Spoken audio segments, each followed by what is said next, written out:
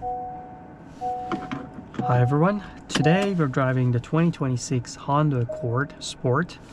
So Honda Accord is the largest size sedan offered by Honda, which is just a tiny bigger than a Honda Civic, but it's actually, sharing the same powertrain. So here we have, the hybrid Accord, which we have, it's typical on all the hybrid powertrains from Honda. It just offers a 2-liter non-turbo engine with 2 electric motors producing 200 horsepower, 240 pound-feet of torque, which to me is just enough torque and power for a vehicle of this size. This is just shared across Honda Civic and CR-V as well. And across all those vehicles, the torque figures and the powers are just more than enough to get you any speeds. The 0 to 100 kilometers, 0 to 60 on these cars is around like 7 seconds, which is, very decent for a vehicle of these size. So what we have today is just the hybrid, Accord, meaning that you get great fuel economy. It's like 44 mpg on the town, 45-ish, which is around like 5 and 5.2 liters per 100 kilometers, which is very decent for a vehicle of this size. But if you want to get the best fuel economy, then you definitely have to go with the Civic, which you can go as high as 50 mpg or even higher than that. So for city driving, definitely a Honda Accord is just the best choice because you got a hybrid powertrain and you get very smooth power delivery. Most of the time it's just an electric vehicle. So right now you see as soon as I just leave my foot off the gas, the vehicle is on EV mode, meaning that the internal combustion engine is completely shut off. But as soon as you put your foot on the gas, the electric motor is actually helping the gas powered engine. It gets you extremely good fuel economy. Right now we are sitting at 5.4 and it can get as low as like 5-ish as well if you go easy on the gas. But at the same time, you get a fuel economy, you get great power. So we have a couple of drive modes here. So as soon as they put it in the sport mode, the engine revs up higher, as well as the electric motor is just being engaged more often, as well as the internal combustion engine producing more power. So we'll just take off after the stoplight. The brake feel and everything is just pretty good as well. So let's just see here. We are in sport mode and the car can go any speed without any issues at all. Like, so powerful, just a tip on the gas and the car goes as fast as you want. Power wise is very smooth, and actually at the same time it's very fast, so you won't have any issues at all merging in the highway going at speeds. And at the same time, if you want to drive slowly, you can just put it in econ mode, or even just turn on these full EV, lock it to the EV mode, and the car will just go as far as the battery allows. The good thing about these, or maybe the kind of imbalanced thing about these Hondas, is that these paddle shifters are actually not shifting anything. We have an ECVT here, meaning that as soon as they just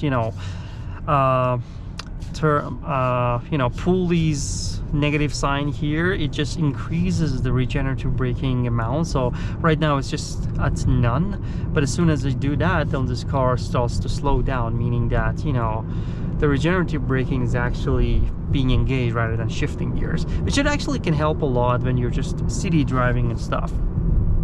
You don't need to brake at all. So right now we're just trying to stop here, and instead of just braking, I'll just use this regenerative braking 1, 2, 3, 4 times, and the car is actually stopping. I just have to accelerate again, which is pretty decent. You're just charging your battery, getting better fuel economy, and you just don't need to use your brake pads as well, so less maintenance. All in all, it's a win-win situation for that. So yeah, apart from these like engine and transmission wise, the steering wheel is so nice. Like, I love, one thing that I absolutely love about Hondas is that the steering wheel is just absolutely tuned. On low speeds very light, and high speeds is very responsive and stiff, something that definitely everyone can enjoy. And even on these cars you have an individual mode, meaning that you can actually customize your steering wheel. You can just put it in stiff mode. Like in sport mode, it's just a little bit stiffer, making it more fun to drive, which is pretty nice as well. But one thing that I absolutely love about these Honda Accord is this powertrain. You get absolutely amazing fuel economy as well as a great power. Like any speeds you go, instant torque from these electric motors, so nice. Yeah, so the overall driving experience is absolutely amazing. Like, it's a 10 out of 10 driving experience for this Honda Accord. Powerful, efficient, steering wheel and everything is so nice. Like, you won't find any weak spot for these with these powertrain actually.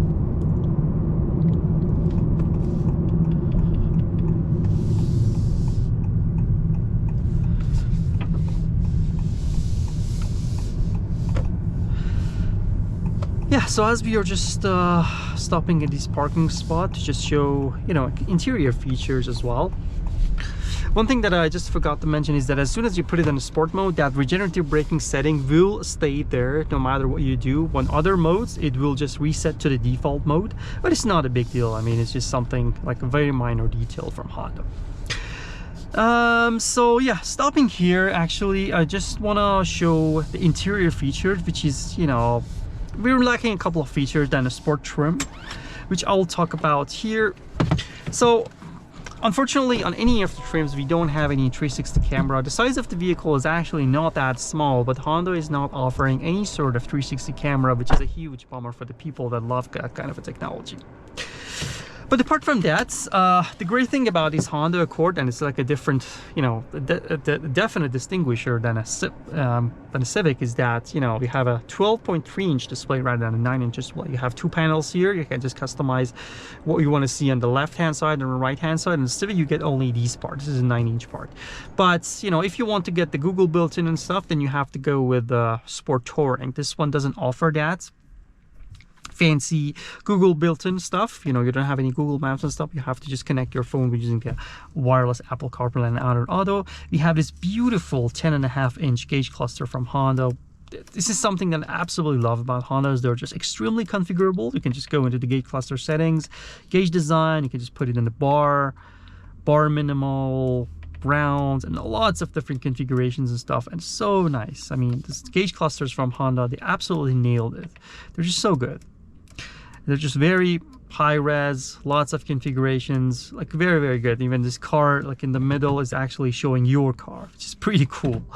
As you turn, you know, brake and stuff, it shows around. So apart from that, we have very nice touches here. You know, this like parts are just soft plastic and leather as well. But you don't have, you know, a cool seat here. If you want to get that, as well as the heads-up display, you have to go with a Sport Touring trim. But we have these nice honeycomb designs, typical on all the Hondas, for these vents, and these nice clicking sound for these, you know, these climate control buttons. We have these wireless charging pad. Very nice area for the shifter and all the buttons here. The only downside here is that this is just a piano black. There's lots of fingerprints and stuff. Big center console and no panoramic sunroof offers on any other trims.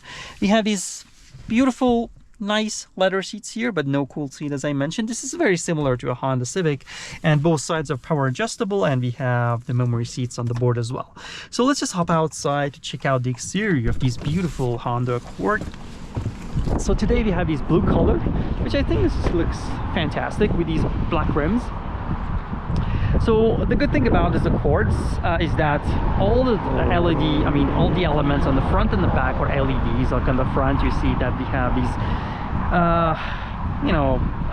traditional LED headlights from Honda with these LED turn signals. We have this beautiful big black grille for these Honda Accord, but you know, there's no parking sensors on the front, unfortunately. If you want to have that, you just have to go with the Sport Touring, which is like a bummer. It's just like a 40 grand car, and it's just still not getting that. But the good thing about the Accords, actually all of them, is that all the trims are actually, you know, LEDs on the back as well. Like, you don't get that on a Civic.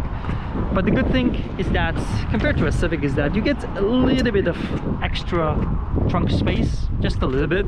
It's not massively bigger than a Honda Civic these days.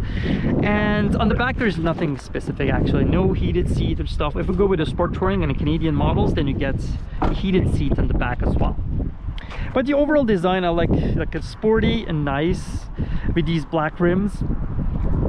Yeah, the only downside of the exterior, I mean, it would be a technology wise, is that there's no parking sensors on the front and the back.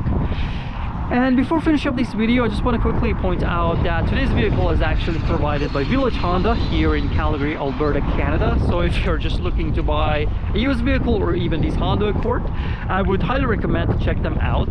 I will put their link down in the description below. And with that said, we have reached the end of these test drive for the 2026 Honda Accord Sport L.